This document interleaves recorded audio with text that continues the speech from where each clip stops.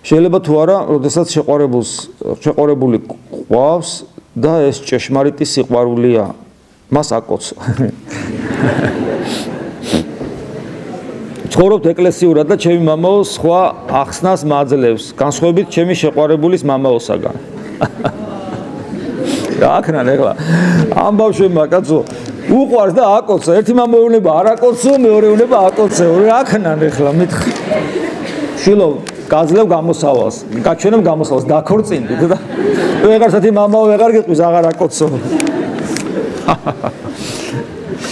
კიდევ ერთხელ ვიტყვი ქრისტიანულ ქორწინებაზე. ეს არის სულების ერთობის სიმფონია, რომელიც გამშვენდება ხორციელი ერთობის აკორდით. დასასრული აკორდით.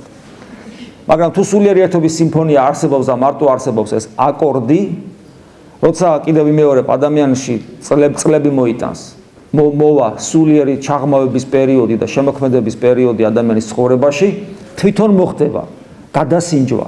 ანუ შენთვის პირველად აღარ იქნება ხორციელი ურთიერთობა, არამედ იქნება შემოქმედებითი შიგა ურთიერთობები მნიშვნელოვანი. ფიზიოლოგიას კი არ აკლდება შეიძლება რამე, მაგრამ უპირატესი ხდება შინაგანი სამყარო და შინაგანი სამყაროს გარეშე ეს უკვე შენთვის იმდენად საინტერესო აღარ არის. და ხდება მე იწყება კრიზისი ოჯახში. ამიტომ სულიერი ერთობა არის აუცილებელი და ახალგაზრდა ასაკშივე სანამ დაქორწინდებით უნდა განსაზღვრო, როცა ჩვენ სიყვარულს არ ქმნებ, რა არის ეს? სულიერი ერთობისაკენ სწრაფვა თუ ის ვნება, რომელიც ახალგაზრდა ასაკში ფარავს ყველაფერ დანარჩენს ადამიანში. ძალიან მნიშვნელოვანია ეს.